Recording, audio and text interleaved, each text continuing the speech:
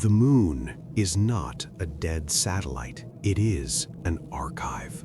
In 1972, the Apollo 17 mission marked the official end of lunar exploration, but the seismographs installed on the surface continued transmitting for years. They didn't just record meteorite impacts, they recorded thumps, rhythms.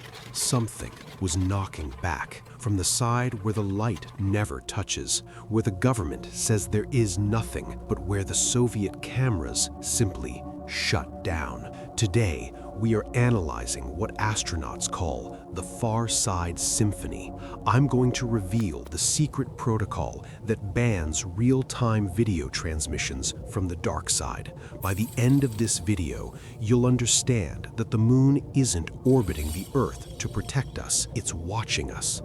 And what was found in the Daedalus Crater in 1976 explains why we never went back with a human crew. Have you ever looked at a full moon and felt an inexplicable chill? A sensation that that pale sphere is a giant eye? It's not paranoia, it's genetic memory. Our ancestors feared the moon, not because of the darkness, but because of what its light revealed. The fear of the cosmic vacuum is the fear of being noticed by something colossal and indifferent. Something that is only a 3-day journey away. The psychology of absolute isolation is what breaks an astronaut's mind. When you orbit the dark side, the radio goes silent.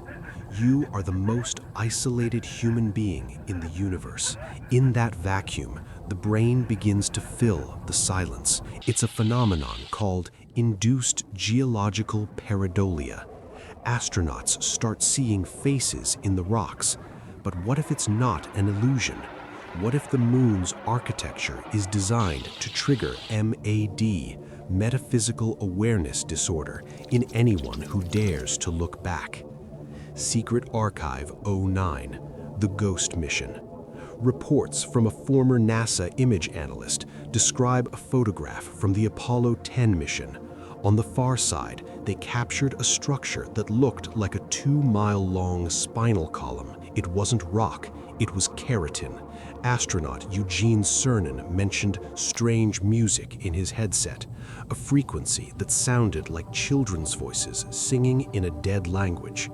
When they returned, NASA confiscated the tapes. Cernan was never the same. He spent the rest of his life saying that we were not the first ones to arrive there. How does the government hide the lunar truth? The censorship system operates on 3 levels. First, the low albedo filter. Cameras are calibrated to ignore areas with light anomalies. If something glows in the dark, the software automatically deletes it. Second, the delay protocol. Every lunar transmission has a 7-second lag, just enough time for a technician to cut the feed if an astronaut screams at what they see. Third, psychological discrediting. Any pilot who reports structures is diagnosed with space psychosis. Their career ends. Silence is guaranteed. And fourth, permanent occupation. The theory that the moon is hollow, a signal receiver that uses the lunar crust merely as biological camouflage. It's devastating to realize we are ants looking at a boot, that the night sky isn't a ceiling, but an ocean full of predators. The moon isn't a dust desert, it's a monument, a reminder that there are things in the universe that don't need oxygen to hunt us.